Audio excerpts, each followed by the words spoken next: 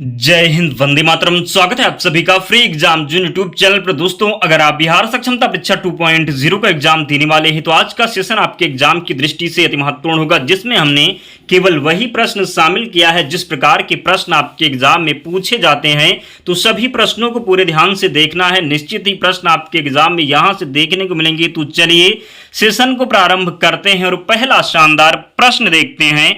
ऊर्जा की यसाई इकाई क्या है? तो सही उत्तर हो जाएगा जूल। जूल ऊर्जा की यसाई इकाई है।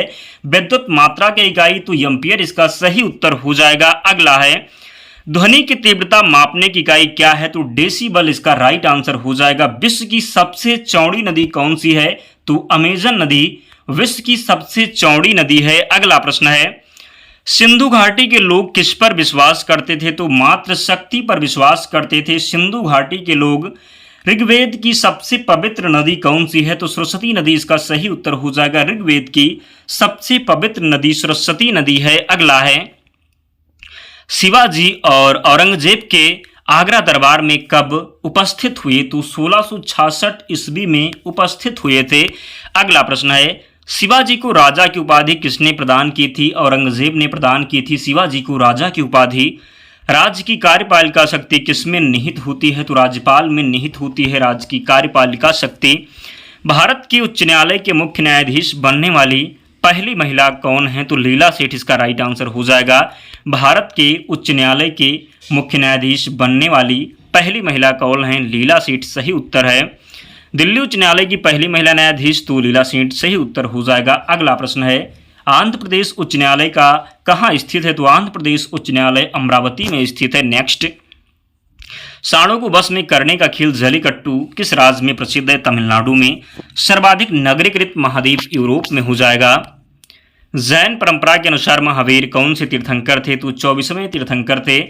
जैन धर्म का आधारभूत बिंदु है तो अहिंसा हो जाएगा क्या? तो जैन धर्म का आधारभूत बिंदु अहिंसा है। मध्यकालीन भारत की पहली महिला शासिका कौन थी? तो रजिया सुल्तान। कौन? तो मध्यकालीन भारत की पहली महिला शासिका रजिया सुल्तान। और जिन्होंने अब तक वीडियो को लाइक नहीं किया है तो प्लीज़ आप लोग वीडियो को ज़रूर लाइक कर दें और चैनल को सब्सक्राइब करके हमारे साथ जुड़ जाएं, क्योंकि यहाँ से आपको बहुत फ़ायदा होने वाला है। बहुत कम समय में सभी प्रश्नों का रिवीजन करवा दिया जाएगा जो आपके एग्जाम के लिए महत्वपूर्ण है। निश्चित ही प्रश्न यहीं से बनेंगे, तो आपको एक एक प्रश्न को रट लेना है, पीडीएफ से रिवीजन भी करना है। पीडीएफ हम टेलीग्राम चैनल पर प्रोवाइड करवा देंगे, तो आप लोग वीडियो को ज़रूर लाइक कर दें, चैनल को सब्सक्राइब कर लें। अगला है पल्लवों की राजभाषा संस्कृत हो जाएगा। अगला है राजपूत काल कब से कब तक माना जाता है? तो 6ठी सदी से 12वीं सदी तक माना जाता है राजपूत काल। 712 ईस्वी में सिंध पर मोहम्मद बिन कासिम के आक्रमण के समय वहां का शासक कौन था? दाहिर था। कौन? तो दाहिर था। प्रसिद्ध दिलवाड़ा जैन मंदिर कहाँ स्थित है? तो माउंट आबू पर स्थित है प्रसिद्ध दिलवाड़ा जैन मंदिर। खजुराहो में स्थित मंदिरों का निर्माण किसने करवाया? चंदेल शासकों ने करवाया। 2.5 दिन का झोपड़ा किससे संबंधित है? तो मस्जिद से संबंधित है 2.5 दिन का झोपड़ा। अगला प्रश्न है महमूद गजनवी ने भारत पर कितनी बार आक्रमण किया था? 17 बार आक्रमण किया था महमूद गजनवी ने भारत पर। सोमनाथ मंदिर पर महमूद गजनवी के आक्रमण के समय गुजरात का शासक कौन था? भीमदेव था। महमूद गजनवी का प्रसिद्ध आक्रमण कौन सा था? तो सोमनाथ मंदिर पर आक्रमण था। विक्रमशिला विश्वविद्यालय की स्थापना किसने किया? धर्मपाल के द्वारा विक्रमशिला विश्वविद्यालय की स्थापना की गई। गीत गोविंद किसने लिखा है? जयदेव ने लिखा है गीत गोविंद। जयदेव किसकी सभा को अलंकृत करते थे? तो लक्ष्मण सेन। किसकी? तो लक्ष्मण सेन। अलवर के संस्थापक कौन थी? अजय पाल थे अलवर के संस्थापक। किस शासक के दरबार में जैन आचार्य हेमचंद को संरक्षण मिला? जय सिंह सिद्धराज के दरबार में।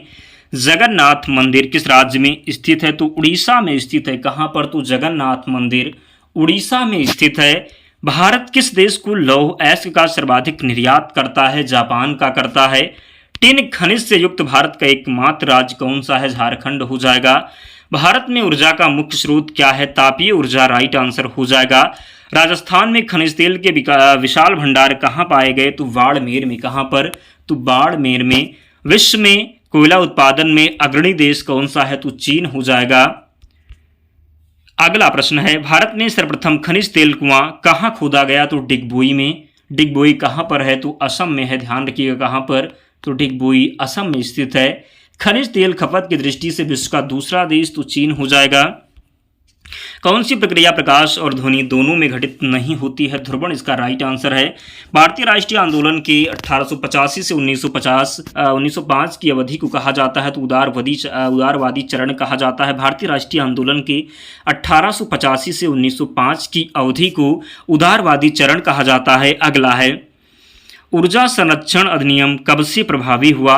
2001 से प्रभावी हुआ। ऊर्जा संरक्षण अधिनियम किस राज्य की विधानसभा में सदस्यों की अधिकतम संख्या है? तो पश्चिम बंगाल राइट आंसर हो जाएगा। स्वतंत्र भारत के प्रथम विधि आयोग की स्थापना किस वर्ष हुई? 1955 में। किसने मोहम्मद अली जिन्ना को हिंदू मुस्लिम एकता का दूत कहा था? सरोजनी नायडू ने। किसने मोहम्मद अली जिन्ना को हिंदू मुस्लिम एकता का दूत कहा? सरोजनी नायडू ने। केंद्रीय जल विद्युत शोध केंद्र कहाँ स्थित है? तो केंद्रीय जल विद्युत शोध केंद्र है खड़कवासला में। किस उद्योग में निवेश के लिए लाइसेंस प्राप्त करना आवश्यक है? तो सिगरेट निर्माण उद्योग। भारत में रासायनिक उर्वरकों के दो बड़े उपभोक्ता हैं तो पंजाब और हरियाणा। एमपी में पीतमपुरा किसके लिए जाना जाता है? तो ऑटोमोबाइल के लिए जाना जाता है एमपी में पीतमपुरा। भारत में कृषि आय कर लगाया जा सकता है राज्य सरकारों द्वारा। झारखंड में कोयला की खानें कहाँ स्थित हैं? झरिया में स्थित हैं। भारत में झारखंड बात करें कि भारत में सर्वाधिक कोयला भंडार कहाँ पाया जाता है? तो भारत में सर्वाधिक कोयला भंडार झारखंड में पाया जाता है। स्वर्ण मुख्यतः कहाँ पाया जाता है? पन्ना में पाया जाता है। स्वर्ण कहाँ पाया जाता है? तो पन्ना में। भारत का वह राज्य कौन सा है जो गंधक के उत्पादन में आगे है? तो हरियाणा हो जाएगा। विश्व में सर्वोत्तम किस्म का अभ्रक कहाँ से प्राप्त होता है? हजारीबाग से प्राप्त होता है। विश्व में सर्वोत्तम किस्म का अभ्रक कहाँ से प्राप्त होता है? हजारीबाग से। कंप्यूटर का नियंत्रक भाग कहलाता है सीपीयू कहलाता है कंप्यूटर का नियंत्रक भाग। कंप्यूटर की बौद्धिक बनावट कहलाती है हार्डवेयर कहलाती है कंप्यूटर की बौद्धिक बनावट। किसने पहला यांत्रिक कंप्यूटर बनाया जो भविष्य के कंप्यूटर के प्रति कृत सिद्ध हुआ? तो चार्ल्स बेबेज ने। किसने? तो चार्ल्स बेबेज ने। कंप्यूटर का पितामह किसे कहा जाता है? चार्ल्स बेबेज को कहा जाता है। अल्फा और बीटा किरणों की खोज किसने की थी? रदरफोर्ड ने की थी। भारत का राष्ट्रीय आदर्श वाक्य क्या है? सत्यमेव जयते है। भारत के राष्ट्रीय गीत के रचयिता कौन है? बंकिम चंद्र चटर्जी। मिस वर्ल्ड पुरस्कार की शुरुआत कब हुई? 1951 में। मिस वर्ल्ड पुरस्कार की शुरुआत कब हुई? तो 1951 में। सूर्य के संगठन में सहायक गैस हाइड्रोजन और हीलियम है। सूर्य के ऊपर के भाग को क्या कहा जाता है? वर्णमंडल कहा जाता है सूर्य के ऊपर के भाग को। अंतरिक्ष में कुल कितने तारामंडल हैं? 89 इसका राइट आंसर है। पार्थिव ग्रहों की संख्या कितनी है? तो 4 हैं पार्थिव ग्रह। मिर्जा गालिब किस बादशाह के समय था? तो बहादुर शाह द्वितीय के समय था मिर्जा गालिब। नेक्स्ट, किस सिख गुरु ने गुरु नानक की जीवनी लिखी थी? तो गुरु अर्जुन देव ने गुरु नानक की जीवनी लिखी थी। भारत में डाक व्यवस्था शुरू करने वाला ब्रिटिश गवर्नर जनरल कौन था? डलहौजी था। भारत में डाक व्यवस्था शुरू करने वाला ब्रिटिश गवर्नर जनरल डलहौजी था। भारत का प्रथम गवर्नर जनरल वायसराय कौन था? केनिंग था भारत का प्रथम गवर्नर जनरल और वायसराय। कानून के समान संरक्षण वाक्य कहाँ से लिया गया है? अमेरिका से लिया गया है कानून के समान संरक्षण वाक्य। पहले विदेशी कौन थे जिन्हें भारत रत्न मिला? तो खान अब्दुल गफ्फार खान। भारतीय संविधान के संदर्भ में क्या कहा जाता है कि यह वकीलों का क्या है? तो स्वर्ग है। भारत रत्न का डिजाइन किस वृक्ष के पत्ते की तरह बनाया गया है? तो पीपल का वृक्ष हो जाएगा। भारत रत्न का सम्मान पाने वाला खेलों में पहला व्यक्ति कौन है? तो सचिन तेंदुलकर। फ्यूजियामा किस देश का ज्वालामुखी पर्वत है? जापान का हो जाएगा। किसका? तो फ्यूजियामा किस देश का ज्वालामुखी पर्वत है? जापान का। नोबेल पुरस्कार जीतने वाला पहला भारतीय अर्थशास्त्री कौन था? अमर्त्य सेन। नोबेल पुरस्कार किसकी स्मृति में दिए जाते हैं? तो अल्फ्रेड नोबेल की स्मृति में दिए जाते हैं नोबेल पुरस्कार। जवाहर सागर राणा, प्रताप सागर तथा गांधी सागर जलाशय किस नदी पर निर्मित है? चंबल नदी पर है। लोकटक झील किस राज्य में स्थित है? मणिपुर में स्थित है लोकटक झील। महात्मा गांधी ने सत्याग्रह क्रियाविधि सबसे पहले कहाँ प्रयुक्त की? तो चंपारण में प्रयुक्त की थी। कहाँ पर? तो चंपारण में। नमक सत्याग्रह किस ईस्वी में प्रारंभ हुआ था? 1930 में प्रारंभ हुआ था नमक सत्याग्रह। किसने कहा था तुम मुझे खून दो मैं तुम्हें आज़ादी दूंगा? सुभाष चंद्र बोस ने। देश बंधु की उपाधि संबंधित है चित्तरंजन दास से संबंधित है देश बंधु की उपाधि। ज्ञानपीठ पुरस्कार किस क्षेत्र में दिया जाता है? साहित्य के क्षेत्र में। ज्ञानपीठ पुरस्कार कब से प्रदान किया जा रहा है? तो 1965 से प्रदान किया जा रहा है। भारतीय संविधान के किस भाग में पंचायती राज से संबंधित प्रावधान है? भाग 9 में। भारत के संविधान की 11वीं अनुसूची में कितने विषय हैं? तो 29 विषय हैं। लोकतांत्रिक विकेंद्रीकरण का सुझाव दिया तो बलवंत राय मेहता द्वारा। सामान्य रूप से राज्यपाल का कार्यकाल होता है 5 वर्ष का होता है। राज्यपाल अपना त्यागपत्र किसे देता है तो राज्यपाल अपना त्यागपत्र देता है राष्ट्रपति को। भारत में कुल कितने उच्च न्यायालय हैं? 25 उच्च न्यायालय हैं। पटना उच्च न्यायालय की स्थापना कब हुई? 1916 में पटना उच्च न्यायालय की स्थापना हुई। भगवान बुद्ध को ज्ञान की प्राप्ति कहाँ हुई थी तो बोधगया में हुई थी। भगवान बुद्ध को ज्ञान की प्राप्ति पूछा जाता है। भगवान बुद्ध का जन्म कहाँ हुआ था तो लुम्बिनी में हुआ था। इनकी मृत्यु कहाँ हुई थी जिसको आप महापरिनिर्वाण बोलते हैं। कुशीनगर में सबसे ज़्यादा उपदेश कहाँ पर दिया तो श्रावस्ती में दिया। अगला है आर्य समाज की स्थापना किसने की? स्वामी दयानंद ने की। पंजाबी भाषा की लिपि कौन सी है? गुरुमुखी लिपि है। किस वृहत मंदिर की आरंभिक कल्पनातः निर्माण सूर्यवर्मन द्वितीय के शासनकाल में हुआ? अंकोर वाट का मंदिर। बिहू किस राज्य का प्रसिद्ध त्यौहार है? असम का प्रसिद्ध त्यौहार है बिहू। कागज का आविष्कार किस देश में हुआ? चीन में हुआ कागज का आविष्कार। गौतम बुद्ध का बचपन का नाम क्या था? सिद्धार्थ था गौतम बुद्ध का बचपन का नाम। भारत का अंतिम मुगल सम्राट बहादुर शाह जफर द्वितीय का मकबरा कहाँ है तो रंगून म्यांमार में।